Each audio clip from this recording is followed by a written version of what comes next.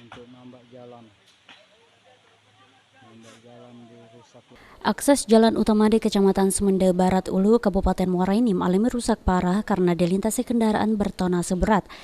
Jalan ini sendiri merupakan akses utama penghubung beberapa desa sekitar yang sering digunakan oleh masyarakat.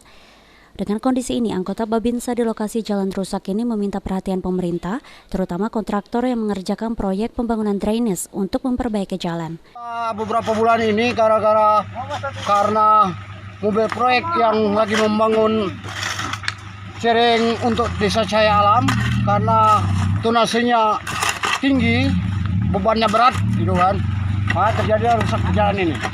Nah, harapan saya selaku Babinsa dan pengguna jalan ini agar segera direspon oleh pihak yang perusahaan yang membangun jaring itu. Keterangan senada juga disampaikan oleh warga yang mana menurut mereka jalan ini digunakan lalu lalang warga. Sementara itu mereka secara swadaya mengatasi dan menimbun jalan yang rusak agar tidak terjadi kecelakaan saat kendaraan roda 2 melintas.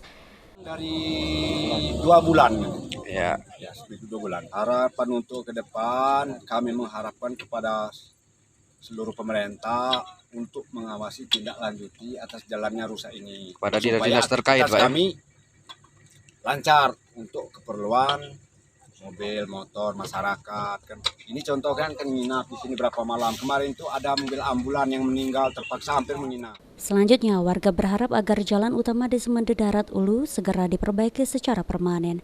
Mardiansa, PAL TV.